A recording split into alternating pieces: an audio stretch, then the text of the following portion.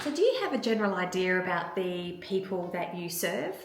Maybe they're lovers of luxury holidays or families who want affordable resorts. They could be retired couples and they're addicted to cruising, for example.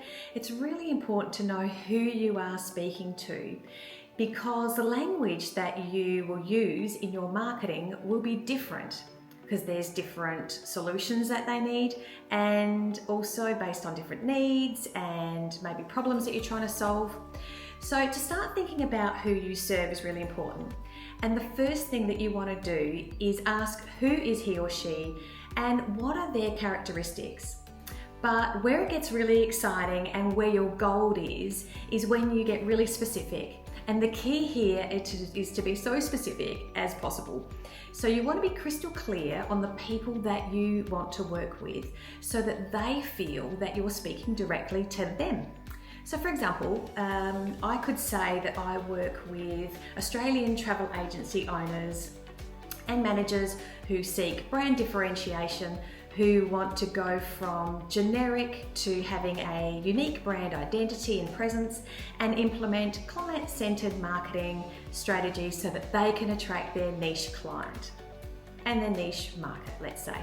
And maybe they want to increase engagement through easy to do marketing and build a sustainable business with loyal customers. Well, that's a big mouthful, but I do this through my branding blueprint program. All right, so that's a lot of big mouthful. Okay, so if you felt that you were targeted, then well, I've achieved my goal, and that's the point, right? So just because you then become really specific, it doesn't mean that other people won't want you, because maybe they are looking for client-centered marketing strategies, or maybe they are feeling like they're slipping back into generic marketing, or maybe they just want easy to do marketing activities, for example. So you will still capture a range of those people.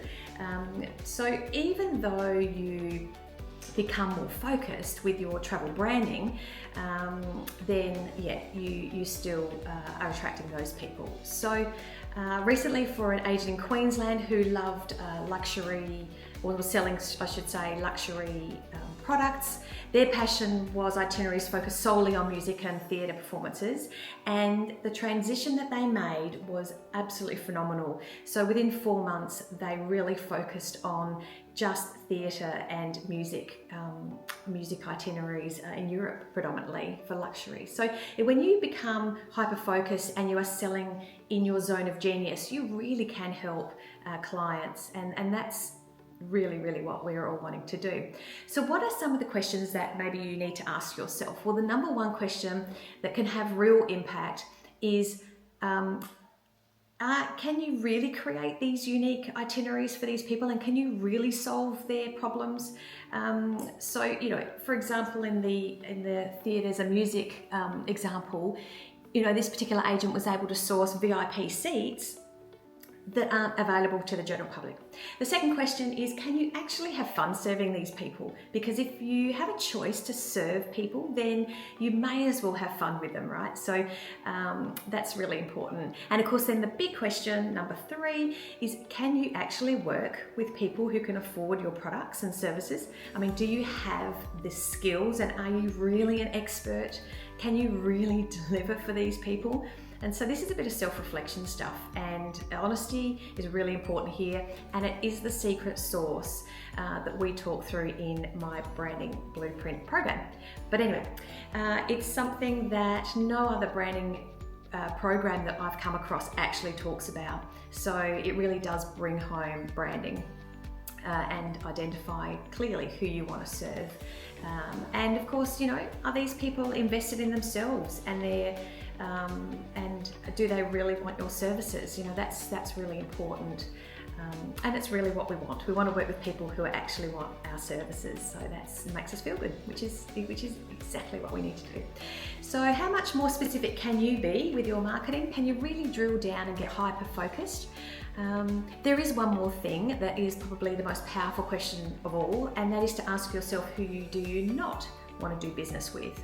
And it's really a powerful question because, both for you and for your client, to set boundaries so that your client is really clear on what they're getting from you, and they can have confidence and trust that you know exactly what they need you to know. And that's really, really very important. You always need to be true to your zone of genius, and that you really are the expert, guys. So don't dilute any of this in social media. So if you're doing bad social media, you're commenting randomly, you're liking stuff randomly, you're following random crazy stuff, you're following and commenting on blah kinds of people, this could be detrimental to your brand. And well, that's it from me. That should be enough now. Anyway, if there is anything that you would like to share with me, please pop it in the comments or DM me. And of course, all the best with your branding. Bye for now.